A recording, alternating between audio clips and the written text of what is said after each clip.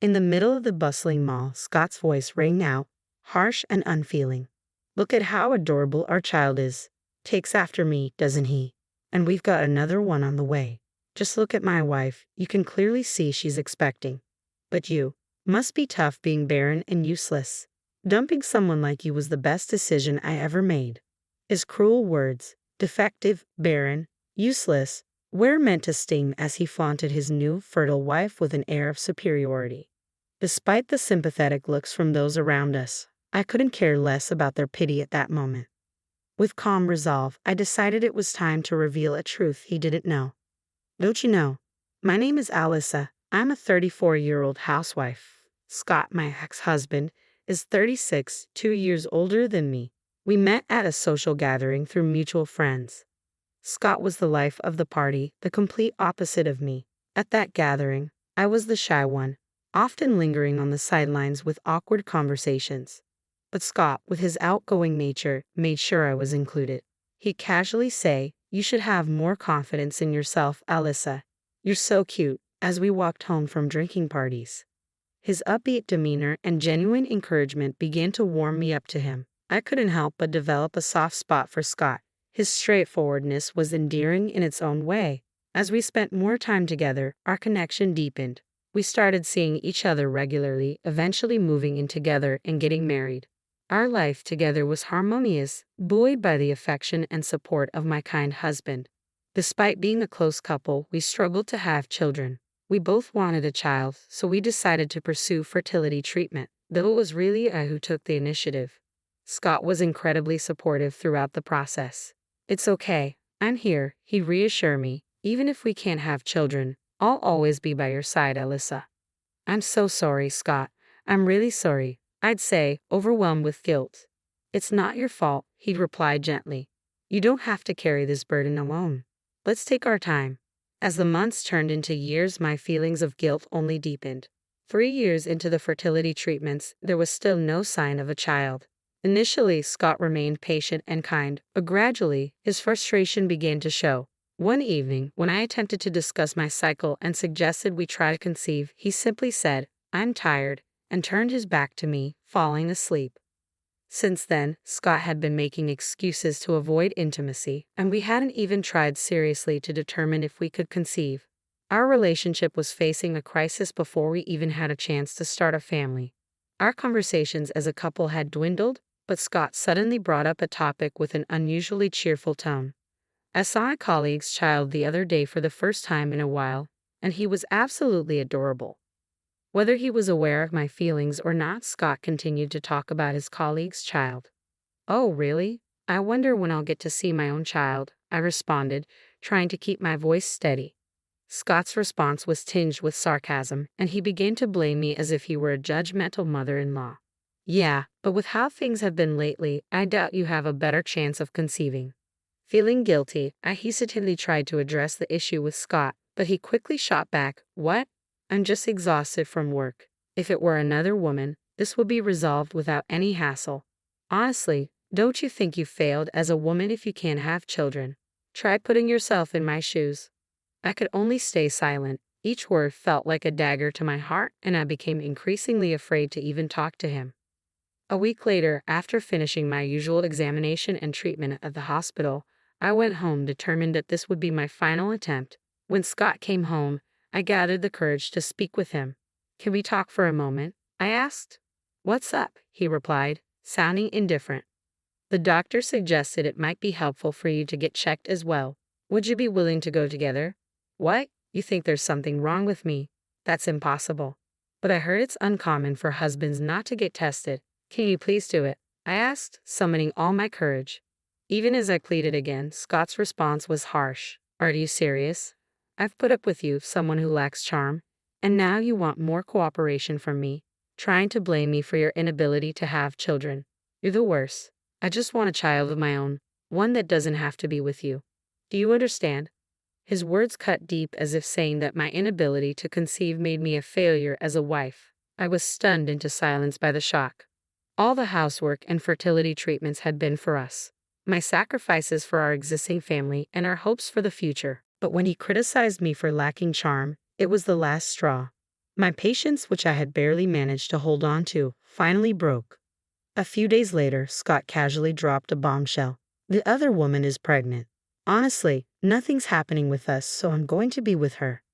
It turned out his mistress was a college student and she was expecting his child. It seemed any man would prefer a partner who could give him a child without hesitation, even if it meant belittling me. Though it was infuriating, reflecting on his words, it felt like he had been subtly declaring his affair all along. With a mix of resignation and clarity, I signed the divorce papers Scott had left on the table and submitted them to City Hall. The day after the divorce was finalized, I could have sought damages for Scott's infidelity, but I was still troubled by the childless aspect of our marriage. After consulting with a lawyer, I decided to forego claiming damages in exchange for Scott agreeing to undergo a fertility test. It was my way of getting some measure of retribution. A few days later, I shared my decision with my parents at home. Instead of feeling upset, I was more consumed by anger and regret for not ending things with Scott sooner. My time with him felt like a waste, and my friends encouraged me to embrace a fresh start. 2 years after the divorce, I ran into Scott while shopping at a mall. He was with his new wife, a former college student, and their child. Given that we lived in the countryside, it wasn't surprising to run into each other in a place like this. "Oh, it's been a while. How are you?" Scott said, attempting a casual tone. "Hi," I responded, feeling a mix of emotions. Scott greeted me with a smirk and a condescending attitude, clearly reveling in his new life while flaunting his success. "Look at our kid. So adorable, right? He takes after me. And we're expecting another one too. Just look at my wife. It's obvious she's pregnant. But you. Must be tough being barren and useless. Ending things with someone like you was the best decision I ever made." His words, loud and demeaning, rang through the mall. He took pleasure in boasting about his fertile new wife while insulting me as defective, childless, and a failure. Though people around us cast sympathetic glances, I barely noticed. With a deep breath, I decided to deliver a dose of revenge to my ex-husband.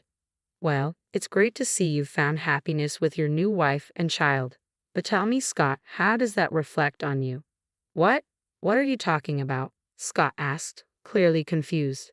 "Don't you remember? You agreed to undergo a fertility test instead of pursuing damages. The results are in, and it turns out you were the one who needed fertility treatment, not me. I'm perfectly fine and fertile." "No way. This has to be a joke," Scott stammered, his confidence shaken. "It's the truth," I said calmly, leaning in to whisper in his ear. "If you think it's a lie, why not get a DNA test done on your child? Best of luck with your new family." Panicking, Scott abruptly left me and confronted his wife. From a distance, I heard him shouting accusations like, "You deceived me." Not wanting to escalate the situation further, I gave a brief wave and walked away. After the divorce, my heart had felt heavy and clouded, but the truth brought an immediate sense of clarity. I later learned that the children his wife had given birth to, as well as the one she was expecting, were not Scott's. She had a main partner, the true father of the children, but had married Scott for financial security rather than love. Once it was revealed that the children weren't his, Scott's anger grew, and their marriage quickly deteriorated. His wife, who had never truly loved him, easily returned to the real father of her children. Scott, discarded and left alone, began calling me almost daily, professing his love and begging for reconciliation. He claimed, "I was just captivated by a younger woman, but now I'm clear-headed. You're the only one I truly love." The fact that he had abandoned me when I needed him most was a painful reality I couldn't ignore. His words couldn't erase the past or change my resolve. I was stunned and promptly blocked his number, determined not to revisit the hurtful past.